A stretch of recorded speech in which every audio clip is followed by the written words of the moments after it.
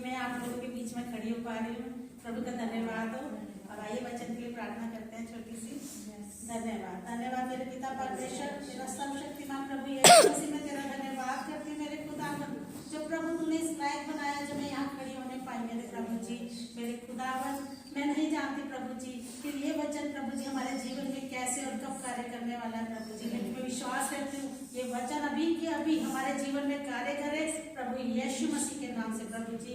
तो हम सबके हृदय खोलना मेरे खुदा, ताकि तेरा वचन हम सबके हृदय में बसने पाए प्रभु यीशु के नाम से प्रभु जी। मेरे खुदावन, मुंह मेरा हो लेकिन वचन तेरा हो मेरे प्रभु जी। प्रभु जो कुछ भी हो प्रभु तेरी इच्छा से होने पाए प्रभु यीशु के नाम से मेरे प्रभु जी। आमेन आमेन आमेन। हम निकालेंगे इफिसियों 5:1।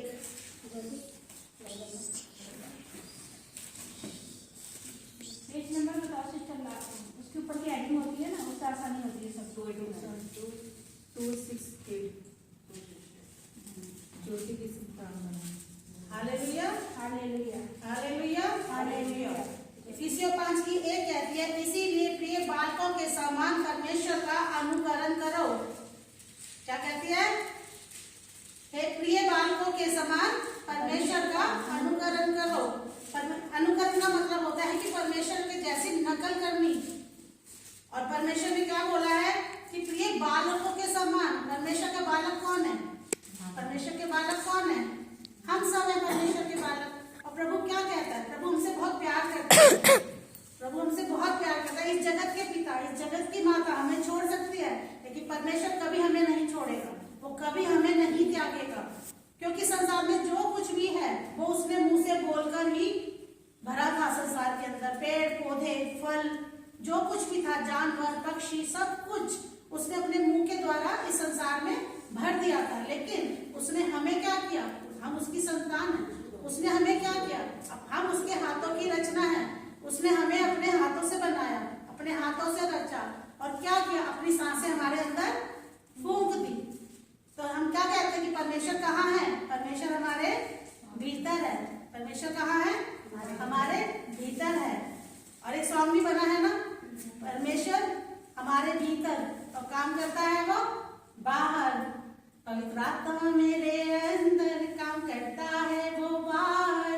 वो कैसा बदला मुझे, वो कैसा बदला मेरे जीवन को। परमेश्वर क्या कहता है? हम उसकी संतान है। कैसे पता? हम पूछे हमें कैसे पता कि परमेश्वर की संतान है? तो रोमियो 8:16 कहती है कि आत्मा आप ही हमारी आत्मा के साथ मिलकर गवाही देता है कि हम कौन है?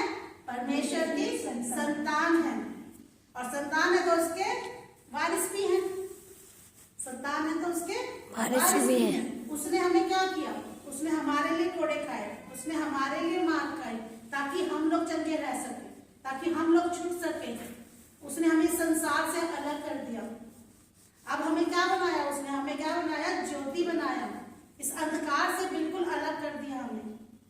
हम चलती फिरती क्या है? ज्योति है। चलती फिरती क्या है? रोशनी है।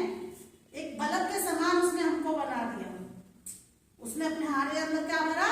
अपनी आत्मा भर दी। तो उसने कहा कि तुम मेरे जैसी नकल करो। छोटा बच्चा होता है, अभी यहाँ पे हम सब लोग ही छोटे हैं।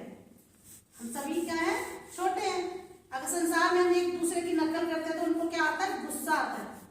क्योंकि वो कहीं ना कहीं जानते हैं कि हम अच्छा नहीं करते और बच्चे हमारी नकल कर रहे हैं तो वो अच्छा नहीं कर रहे हैं। लेकिन परमेश्वर की जब हम नकल करते हैं तो हम अच्छा कर रहे हैं। हम यीशु की नकल कर रहे हैं तो क्या कर रहे हैं? अच्छा। बहुत अच्छा कर रहे हैं। इसलिए परमेश्वर ने कहा है कि मेरे समान चलो, मेरी ज्योति तुम में नजर आनी चाहिए। जब हम संसार में जाते हैं, हम संसार से अलग कर दिए गए हैं।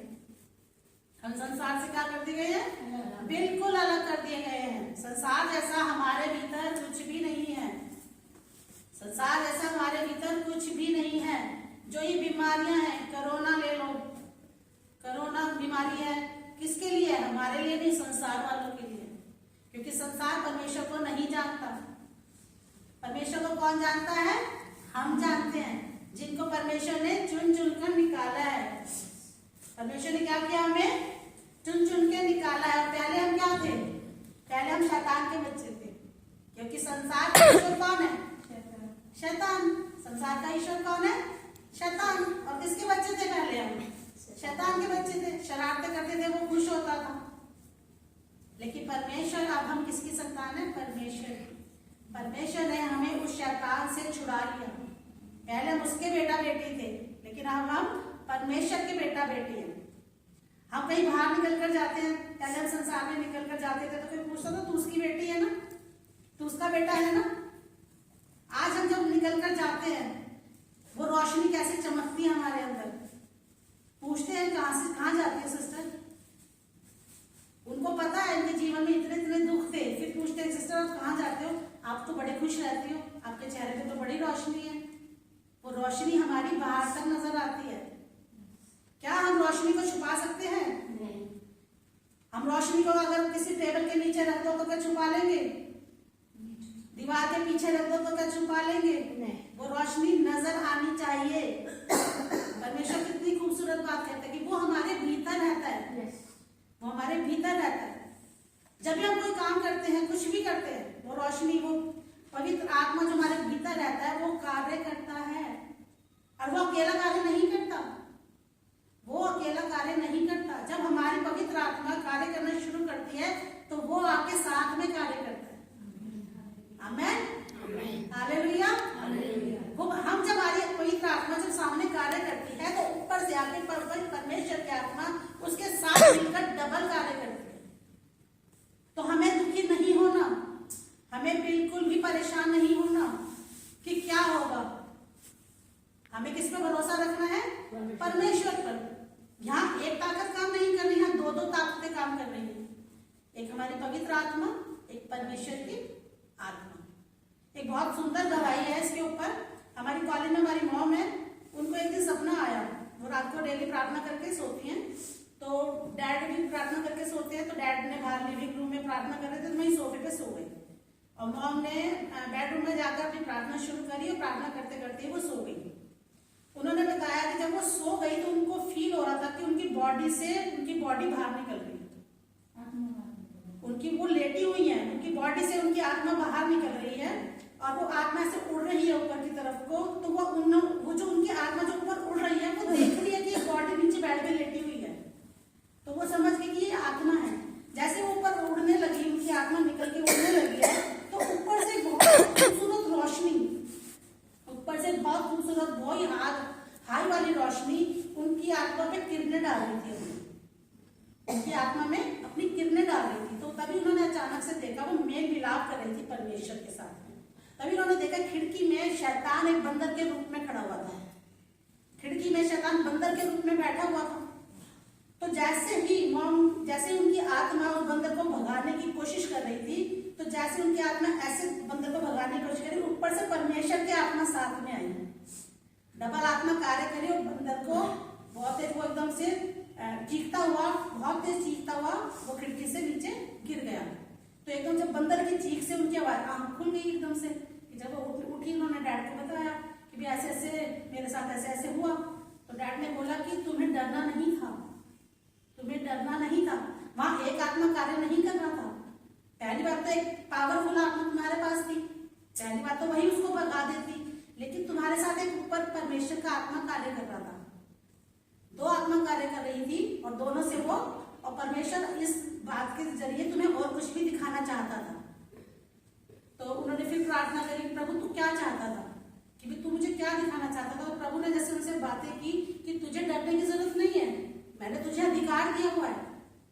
शत्रु की सारी सामर्थ्य पे परमेश्वर ने हमें अधिकार दिया है। तो कैसी भी सिचुएशन हो, बिल्कुल भी नहीं डरना है, क्योंकि हमारे पास क्या है? अधिकार। ट्रैफिक पुलिस वाला होता है, एक पतला दुबला सा खड़ा होता है, कितनी बड़ी बड़ी गाड़ियों को रोक देता है। क्या वो ट्रैफिक पुलिस वाले से डरती हैं गाड़ियां? नहीं। जो वर्दी उसने पहन रखी है वो उससे डरती हैं, उस वर्दी को देखकर रुक जाती है। तो उन्होंने बताया कि तेरे पास एक बहुत खूबसूरत अधिकार है। उसने क्या बताया?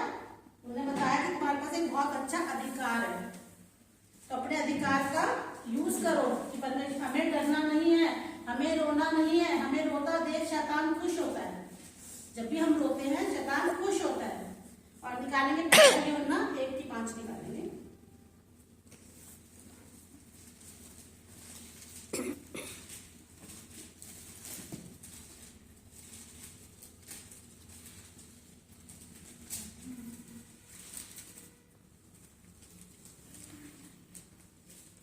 निकाल लिया पेज नंबर 332 है लास्ट में।